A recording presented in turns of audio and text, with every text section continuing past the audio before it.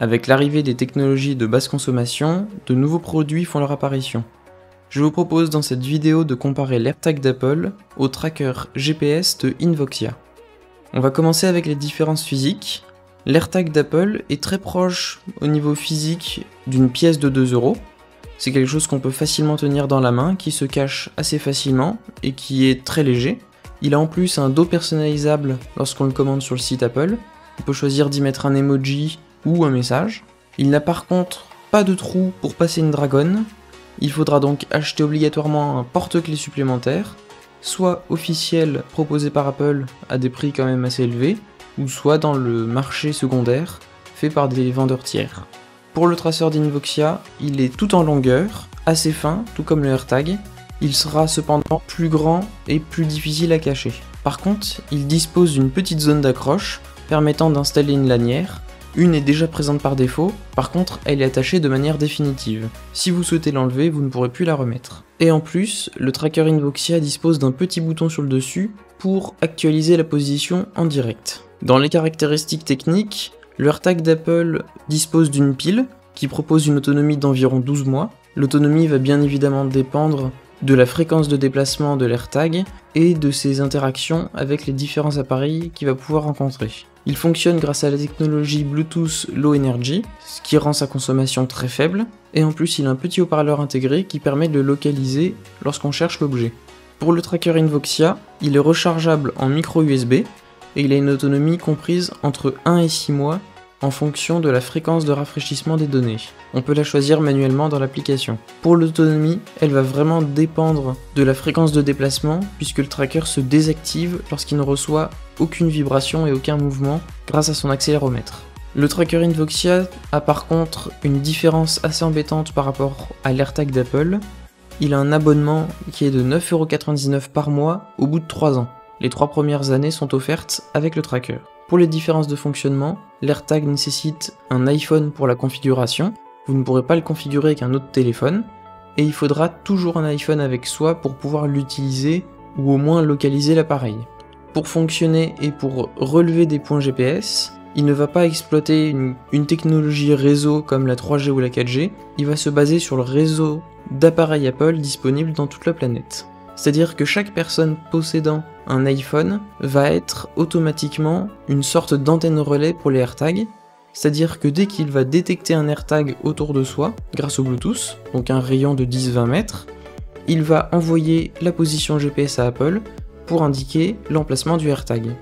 Le AirTag est donc totalement autonome, il va juste envoyer des positions dès qu'il croise un iPhone. La quantité d'iPhone étant assez élevée sur la planète, le réseau est donc bien conséquent. Ça veut donc dire que l'AirTag ne va pas donner de localisation s'il est dans un endroit où aucun appareil Apple n'est présent. De plus, par sécurité, Apple a mis en place un avertissement pour les utilisateurs d'iPhone si un AirTag les suit trop longtemps. C'est-à-dire que par exemple, si vous mettez le AirTag dans le sac d'une personne, cette personne recevra une notification si son iPhone détecte que le AirTag le suit depuis plusieurs minutes. Ça évite donc un usage malveillant du AirTag. Invoxia, contrairement à l'AirTag d'Apple, nécessite un réseau LoRa ou Sigfox qui est disponible généralement que en Europe. La France est plutôt bien quadrillée, on peut retrouver des cartes notamment sur le site d'Orange pour connaître les zones quadrillées. Le tracker va donc envoyer grâce à ce réseau les positions GPS, soit à des heures précise de la journée, soit dès qu'il détecte un mouvement en fonction de la configuration du relevé des points. Il faudra bien évidemment que le tracker Invoxia puisse contacter facilement les antennes, c'est-à-dire qu'il soit dans un endroit assez accessible et qu'il soit pas, par exemple, trop proche de pièces en métal ou d'éléments bloquant les ondes. Les relevés de localisation sont assez fréquents, ils dépendent bien évidemment de la détection de mouvement, ce qui permet donc d'optimiser l'autonomie. À l'usage, qu'est-ce que ça donne ? Pour l'AirTag, la localisation est fonctionnelle tant qu'un iPhone est présent, ce qui fait que quand on est dans un milieu urbain, l'AirTag va très bien fonctionner et pourra avoir une localisation assez précise et assez bien actualisée. On pourra retrouver l'AirTag grâce à une boussole et en plus un son qu'il va émettre. Pour la boussole, il faut au moins avoir un iPhone 11 ou 12 car elle nécessite une certaine puce qui permet de détecter l'AirTag. L'AirTag en général est très facile à ranger, on peut le glisser dans n'importe quoi, que ce soit un sac, dans sa voiture ou tout autre objet qui peut détenir une toute petite poche.